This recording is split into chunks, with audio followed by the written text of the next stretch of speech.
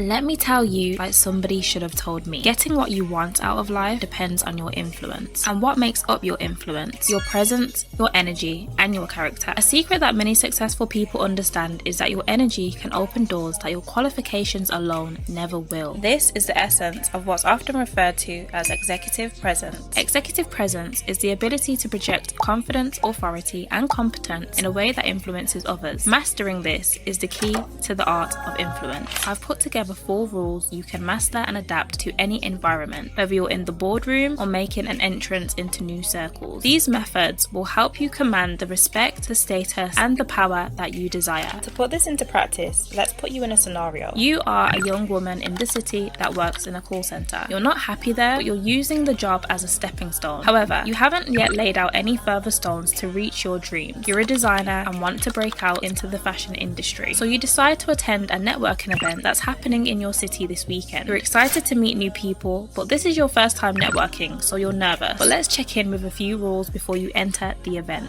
Rule number 1, master the mind. If you want to build power, it starts between your ears. If you don't believe you can own every room you walk into, you never will. The world can be cold, and it isn't waiting for you to prove yourself. The world expects you to step in with the certainty that you already belong. Therefore, the first step into having the right mindset is to know yourself. Nobody knows exactly what you have to offer more than you do, so it's up to you to project the energy that matches it. You have to mentally hold yourself to the highest degree. If you ever heard the term life is what you make it, then that simply means that the external is a reflection of your internal. Before you enter any situation, affirm in your mind the exact outcome you want to happen. How do you want people to talk to you? How do you want people to perceive you? How do you want to come across to people? Think about the energy that you want to exude. Once you have the mind in the right place, the body will follow. Rule number 2, use your presence to command attention. Once you're locked in with the right mindset, it's time to project that inner power outward. This rule is all about body language. Psychologically, body language accounts for over 90% of communication. When you walk into a room, your body language speaks first and speaks louder than words ever could. This is why presence relies so heavily on your energy. Posture is where it begins. This is foundational to body language. It shows whether you're open, confident, or closed off. Good posture reflects self-assurance, and how you stand or sit speaks volumes about how you see yourself and how others should perceive you. Stand tall with your shoulders back and your head up at all times. A slouched posture gives the impression of a lack of confidence. You are quite literally shrinking yourself. So when you slouch, you're sending a signal to your brain that you're defeated or submissive, and this has a knock-on effect on your energy. People pick up on this, and unconsciously, they may disregard you. The world shifts to make room for someone who knows they deserve it,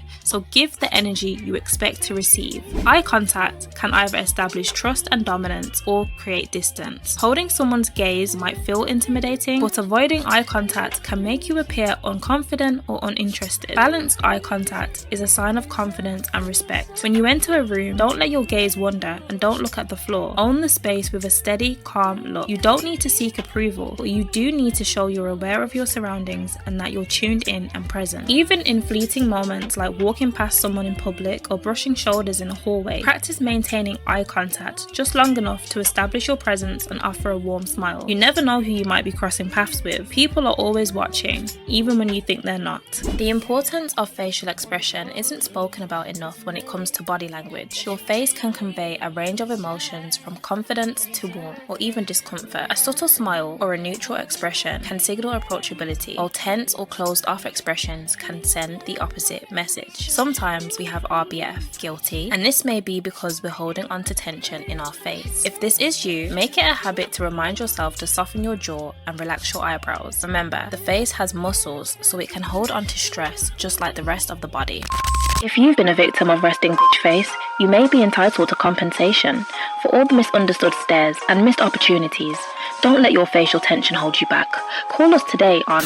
Turn this TV off and focus. It's time to go and network. You've arrived at the event, and as this is your first time networking, you decide you're leaving here with something. I'm leaving here with something. So you act accordingly. You make eye contact, offer a gentle smile, and a subtle "how are you doing?" as you pass by the attendees. You go to the bar and grab yourself a drink to settle in. On your way back from the bar, you make eye contact with a woman who's dressed in the same Rick Owens outfit you pinned on Pinterest earlier that day. She begins approaching you with a confident smile. Her walk is poised and purposeful. By the look looks of her, she's someone important. You don't get intimidated and you don't shrink yourself though. You remember that you're in the same room as her, so you belong there just as much as the next person. So you do exactly what Rule 3 tells you to do. Maintain your frame. When someone approaches you, whether in a professional or casual setting, they are stepping into your energy. A woman with a strong presence remains poised and grounded. She's discerning about where and how she directs her focus. Acknowledge the other party's presence with a gentle smile and a slight nod. Be mindful of your posture. You don't rush into the conversation,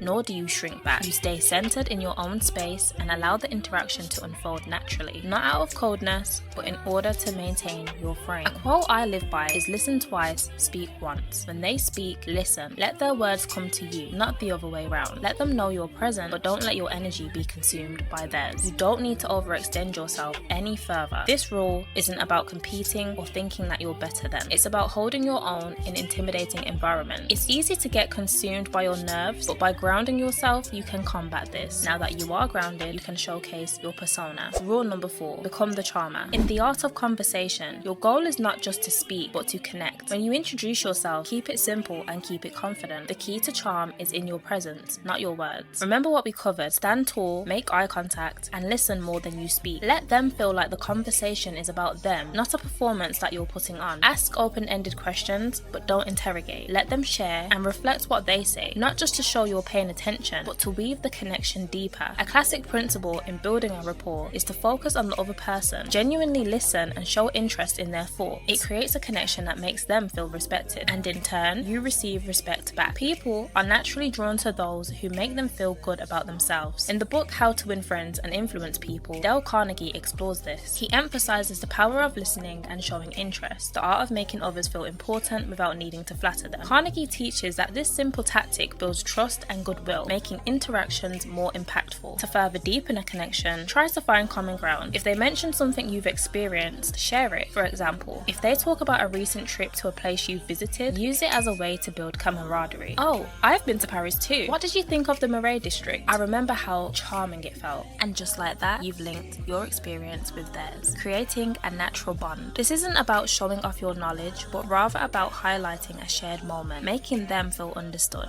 Humor is another tool. Use it sparingly when it feels natural to invite ease, but be aware of the energy around you. If they're ready to move on, do not overstay your welcome. Exit gracefully, leaving them with the feeling that something meaningful just happened. Networking isn't about selling yourself. It's about leaving an impression, one that leaves them thinking, I want more of that. So you followed the rules, and now you've discovered that the woman's name is Mariah Costa. She's working on the campaign for the new season of Rick Owens. The moment you pointed out her outfit, she opened up about her role and her path into the industry, from intern to campaign lead. You listen carefully, absorbing every word. You feel the weight of her experience, and in turn, the power of this connection. This is how you build a bridge. Because you opened up about your goals and showcased your eye for fashion, Mariah shares valuable intel. Rick Owens is currently seeking new interns. She gives you the names of the key contacts to reach out to, and to mention her name, the doors now open in front of you. This is big, this is exciting, but remember, maintain your frame. You thank Mariah for her generosity and tell her you look forward to connecting again, then exit the conversation with grace, leaving on a high note. Hours pass, you had a great time, you met some great people, and secured yourself a few new contacts. You decide it's time to head home as your mission is now complete. Congratulations. Of course, this is a hypothetical situation, but its purpose is to show you that your presence, energy, and character can be the most powerful weapons in your arsenal. I decided to take the route of a walkthrough scenario as it can serve as a visualization tool. You can put yourself into the shoes of the main character and adapt the settings to your field of interest. All of these lessons are transferable and they can be applied to so many different areas in life, whether it's career advancement, interviews, social circles, or personal branding. Every interaction is an opportunity to project presence, to build influence, and open doors. Walk into every space knowing you belong there and let your essence leave a mark on people. Energy never lies, and it's the tool that will help you to open doors. And that brings us to the end of this video. If you would like to see more videos like this, please subscribe to the channel, like, comment, and share also. Thank you for joining me here today.